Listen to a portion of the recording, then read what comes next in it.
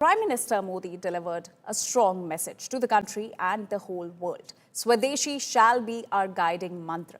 In a major pitch for buying and selling local, Prime Minister Modi said India is well within its rights to assert its economic interests on the global stage and that the focus must now shift firmly to Make in India. आज दुनिया की अर्थव्यवस्था कई आशंकाओं से गुजर रही है। अस्थिरता का माहौल है। ऐसे में दुनिया के देश अपने अपने हितों पर फोकस कर रहे हैं। अपने अपने देश के हितों पर ध्यान केंद्रित कर रहे हैं।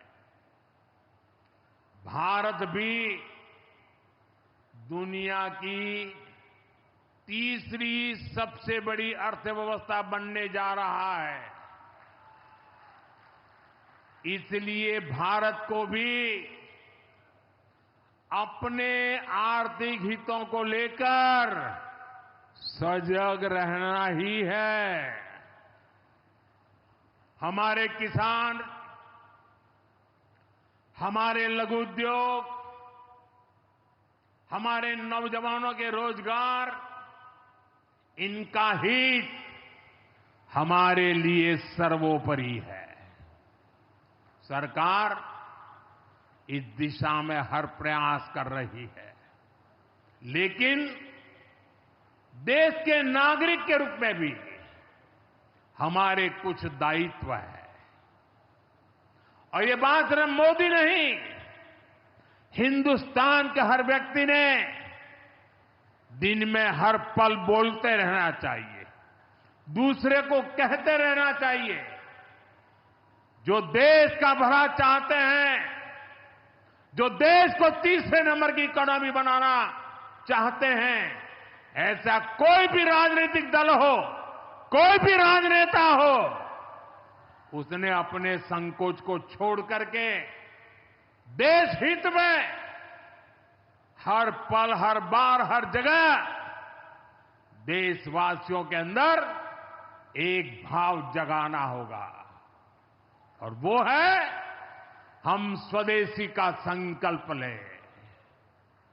अब हम कुछ भी खरीदें तो एक ही तराजू होना चाहिए। हम उन चीजों को खरीदेंगे जिसे बनाने में किसी न किसी भारतीय का पसीना बहा है।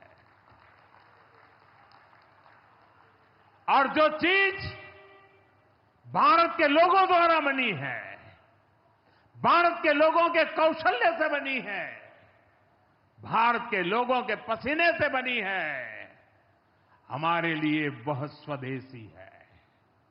हमें vocal for local, vocal for local मंत्र को अपनाना होगा। हम संकल्प लें कि हम मेक इन इंडिया प्रोडक्ट्स को ही बढ़ावा देंगे। And now let's take a look at who's actually financing the war in Ukraine. India's imports from Russia stands at $63.84 billion in the financial year 2024-25. But if we look at European Union, the European Union's imports from Russia stands at $78.11 billion in the year 2024. So maybe before Donald Trump threatens India once again and calls out India for supporting the war in Ukraine, the US should first look at the figures of imports from Russia.